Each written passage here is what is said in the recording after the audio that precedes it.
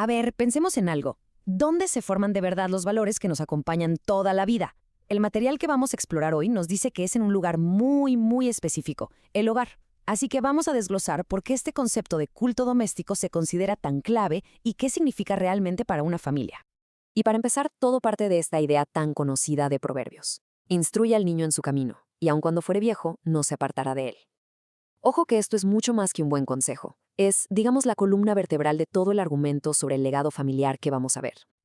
Ok, ¿cómo lo vamos a desglosar? Bueno, va a ser en 4 partes. Primero, vamos a las bases, al fundamento de la fe. Después, revisaremos algunos ejemplos prácticos en los modelos de devoción. De ahí, le daremos la vuelta a la moneda para ver el peligro de la negligencia. Y cerramos conectando todo esto con el mundo de hoy en la fortaleza familiar.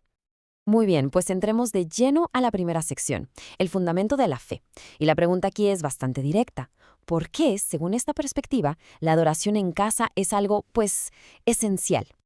Entonces, ¿qué es eso del culto doméstico? Bueno, imaginemos que es un tiempo que la familia aparta a propósito para conectar con Dios, para estudiar, para reforzar valores.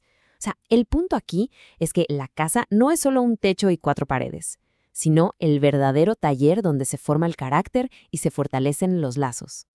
Ahora, la pregunta es, ¿esto es una idea moderna o viene de más atrás? Pues para saberlo, el análisis nos invita a echar un vistazo a sus orígenes, a los primerísimos relatos de la Biblia. Y justo eso nos lleva a nuestra segunda parte, los modelos de devoción. Aquí vamos a ver cómo se veía este liderazgo espiritual en casa, pero ya con nombres y apellidos, a través de personajes clave. Lo que la fuente nos muestra es como una línea de tiempo espiritual. Miren, empezamos con Adán enseñándole a sus hijos cómo acercarse a Dios. Luego está Noé, que guió a su familia en medio de una crisis mundial. Y claro, Abraham, a quien se le encarga explícitamente que forme a su descendencia. El patrón sigue con los padres de Moisés, cuya fe fue tan fuerte que sobrevivió a la presión de Egipto. Y llega hasta el Nuevo Testamento con Eunice y Loida, abuela y madre, pasándole una fe genuina a Timoteo. Y el caso de Abraham es súper interesante. Fíjense bien en lo que dice el Génesis. Es Dios mismo quien afirma, yo lo he escogido, para que mande a sus hijos que hagan justicia y juicio. Esto cambia las reglas del juego. Ya no es solo una buena idea, se convierte en una responsabilidad casi divina encargada directamente a los padres. ¿Y qué me dicen del ejemplo de los padres de Moisés? Es que es increíble. Pensemos un segundo. Moisés pasó casi toda su juventud en el palacio del faraón, rodeado de otra cultura, otras creencias. Y sin embargo, el poquito tiempo que estuvo en su casa fue tan potente que marcó toda su vida. El parecido con la vida actual es tremendo, ¿no? Aunque los hijos pasen mucho tiempo fuera, una enseñanza intencional en casa, aunque sea breve, puede tener un impacto gigantesco. Entonces, lo que vemos aquí son 2 caminos, ¿no? Totalmente opuestos. Por un lado está la crianza consciente, que se enfoca en instruir, en ser diligente, en construir un legado. Y por el otro, la pasividad, la inacción, el dejarse llevar, que, según esto, siempre termina en decadencia. Y es justo ese segundo camino el que vamos a explorar ahora. Ahora sí, vamos a la otra cara de la moneda, el peligro de la negligencia. Porque así como hay ejemplos a seguir, la Biblia también está llena de advertencias sobre lo que pasa cuando ese liderazgo espiritual en casa simplemente no existe. Y el primer caso es el de Lot. Lo interesante aquí es que su error no fue hacer algo malo, sino no hacer nada. Esa pasividad, esa aceptación de la cultura que lo rodeaba, tuvo consecuencias terribles y directas en su familia, al punto de desintegrarla. Pero el problema se puede hacer mucho más grande. Ya no estamos hablando de una familia, sino de toda una sociedad. El libro de Jueces lo pone así de claro.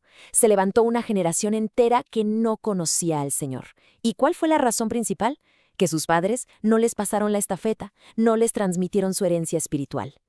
Y aquí viene lo que de verdad impacta. Todo esto puede pasar en el lapso de una sola generación. El texto lo recalca. Es suficiente con que una generación de padres no haga su trabajo para que una nación entera pierda su conexión espiritual. Y todo esto se puede resumir en una frase muy, pero muy fuerte. La negligencia de los padres puede hacer que los hijos no reconozcan a Dios como poderoso. O sea, el resultado final de no actuar es que la siguiente generación termina con una visión muy pequeña, muy limitada de lo divino. Ok, con todas estas advertencias en mente, llegamos a la recta final. La fortaleza familiar. Es el momento de conectar todo lo que hemos visto con los retos que viven las familias en nuestro día a día.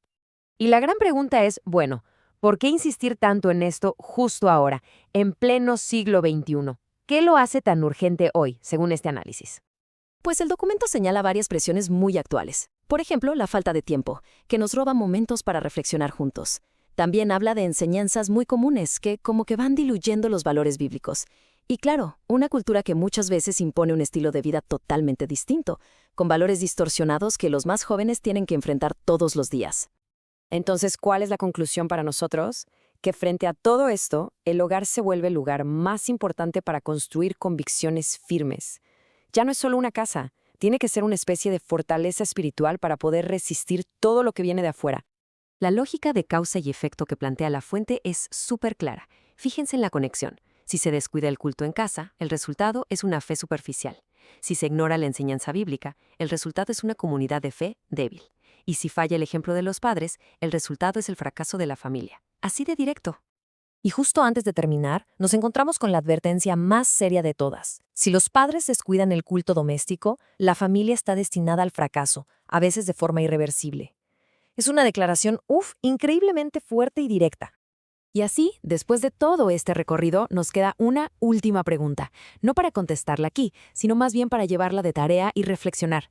¿Qué clase de legado espiritual se está construyendo en nuestro propio hogar?